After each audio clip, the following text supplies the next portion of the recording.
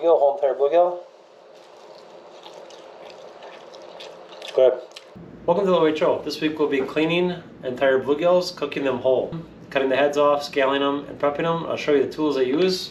The ingredients I use are right here in front of me, and we'll go through those once we get to after we get done cleaning. First, let's get to the cleaning on how to prep a bluegill, getting ready for the deep fryer.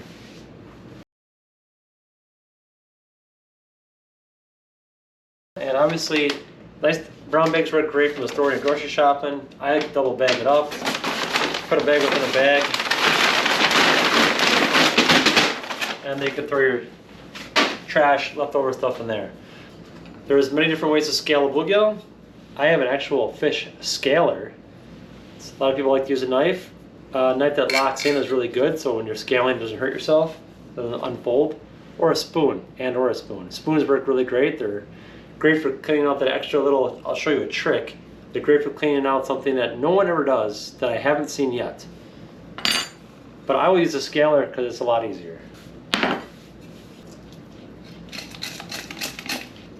Scales do go everywhere. So you can see how easy this works versus, I mean, the knife works fine too. A little more difficult with a knife. You gotta really kind of get in there and really flop around. It does do a good job though. A knife does work quite well. The spoon works great too. Honestly, there's nothing wrong with the spoon. I'll stick with the scaler here.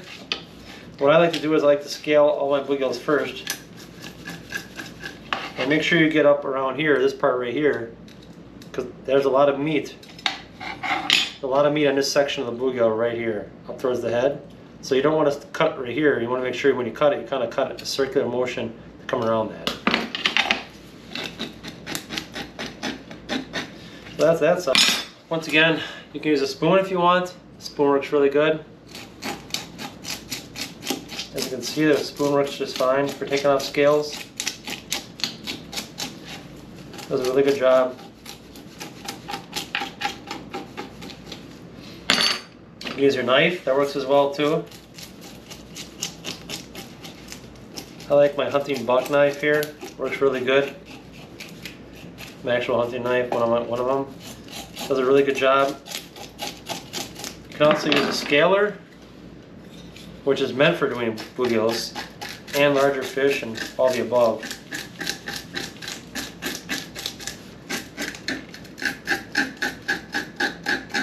Does a really good job of getting that fish descaled. Gets all the scales off really quickly.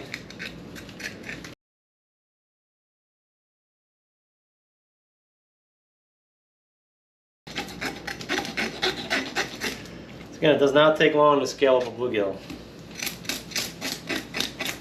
Very quick, very easy. A lot easier than boneless filleting a fish, which I have a link to in a video I've done. So if you want to check that out, there'll be a link. I'll put a link in the description below.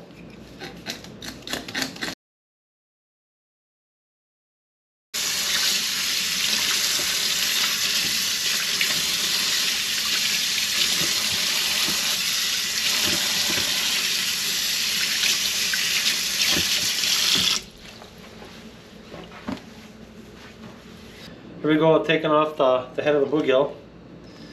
I like to cut right along the head right here. Right through here like this. Right through here like that. Oh, sorry. Right through here like this. Right along there. So I'll cut right along there. I like to go under the fin, behind this fin right here. So it helps if you go, I'll use a bigger knife to start with this so you can see it better. If you cut like right along here, right through here, right under that plate, and cut like that. So again, I'll do with a shorter knife. We'll cut right along here, like that, to get the maximum amount of meat.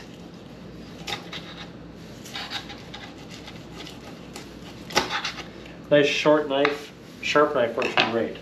And then, once again, you get your brown bag, throw the trash out.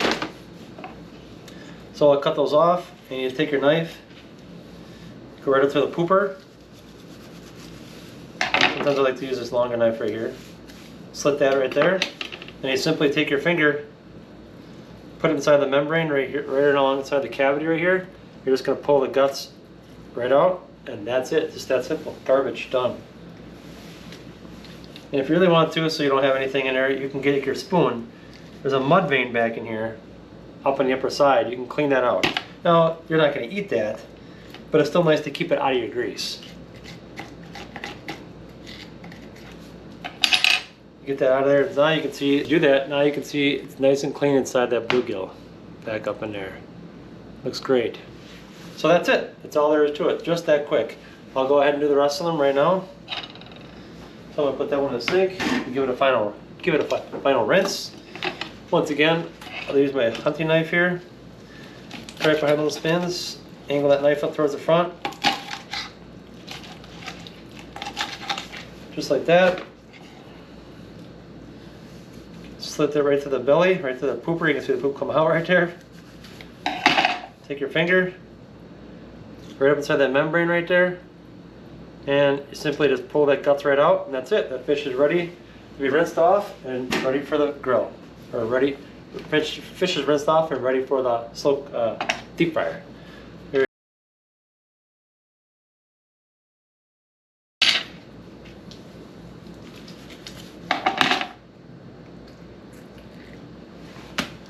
That's it, just that quick. Like I said, it's important to take that little extra step and get that mud vein under if you like. You can see up close in the fish, there's a mud vein that exists right back in here. You just take it out with a spoon real fast. Mud vein exists right back in there. It's I feel as though it's a great, you're not cooking any poop into your mud vein, which gives the fish, can kill the taste. This makes the fish taste better. So that one little extra step, taking out that little extra mud vein, can make all the difference in the world in flavor. I feel like a lot of people miss that step and don't ever do that. It's a great, important step to take to make sure. Very easy to clean process. Scale it, cut off the head, pull out the guts. You saw how easy that was. And I like to take out that little metal bit with a spoon, and it's ready for the deep fryer. Mix up some seasoning. I'm going to show you how to do that next. Okay, here's the ingredients I use to make my cornmeal batter. I use actual cornmeal. We're going to be using 1 cup of cornmeal, which I already have measured out. 1 cup, 8 ounces. Pour that in the bowl. 1/2 cup of all-purpose flour. So I already have that measured out as well. Ready to go in the cup. And 1 tablespoon salt.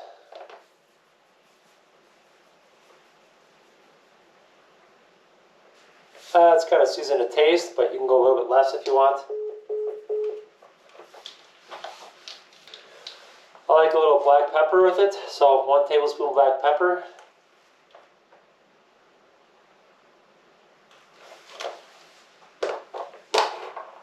Garlic powder, I'm going to use a full tablespoon. A lot of people use like maybe 1/2 in this recipe, but I like garlic powder, so it gets a nice little taste. Not quite a full tablespoon, put that in there.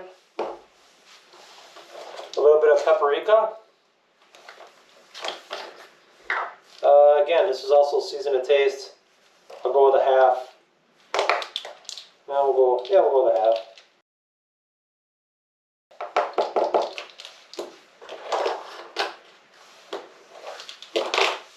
Okay, then we just simply mix it around a little bit.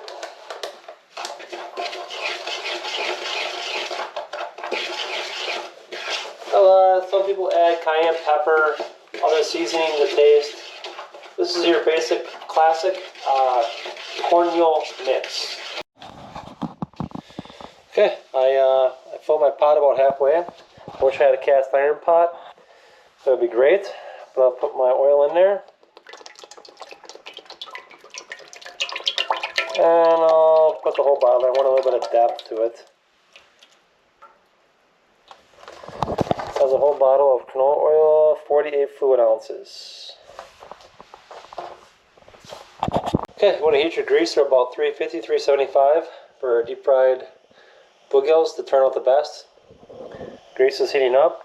I'll get a thermometer in there and make sure that it's the temperature, and then we'll start cooking. Okay, after your bluegills have soaked for a while, I soaked mine for about 2 hours. And like I said before, goofing around here, once again, don't worry, I watched a video of this on YouTube. We're going to rinse out the bluegills. Put that in the sink. Get the bowl out. Happy life. Happy life. Alright, here comes a little trick I talked about. I'm going to show you what I like to do. The bluegill to add extra flavor, and that's nothing more than I take a knife and I slit the bluegill a little bit. Helps get the seasoning in there. And yeah, I'll go ahead and do that with all these. Literally just that easy. Put the bluegill in the batter. Put the bluegill in the batter here.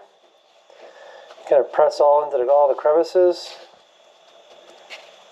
So you can like flex your bluegill up. You can see that right there with those crevices. Kind of bend them in there. Get them in there good. Now, nice and full. Stuff those all in there. Get that all in there nice like. Oh yeah, that's going to be beautiful. Now a lot of people use mustard, regular household mustard, and they'll coat the fish with mustard and they'll dip it in the seasoning. It really helps to get the seasoning to stick. Gives it a little extra taste. So we're going to try that with a couple of these bluegills. Literally coat them in mustard. And then we will dip them in our batter. That runs off my hand here a little bit. The glove would probably be great.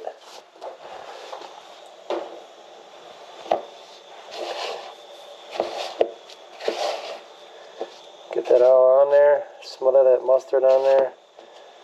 Fryer.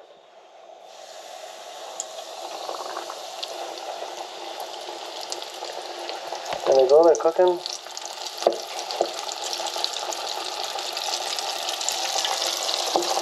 Oh, bluegills.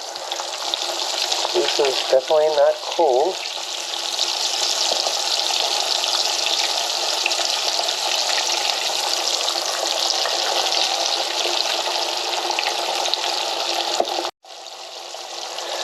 Yeah, we'll check on them a little bit here. Hey, looking really good. Looking really good.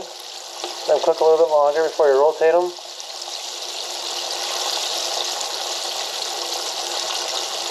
Oh, look how good that looks. Woo! Oh, that is beautiful. Look at that. Oh, does that look good? Perfect. Get the next batch going in here. This time I'm not going to dip in the batter one last time real good. So the best way to eat a whole bluegill is to take the bluegill,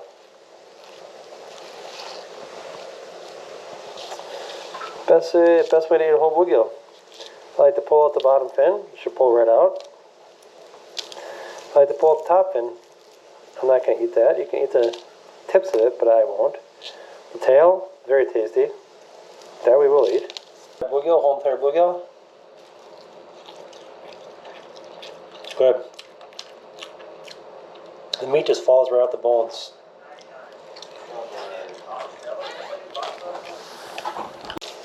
You can see how easy it comes right out the fish. You can see the skeleton of the fish. There's nothing left.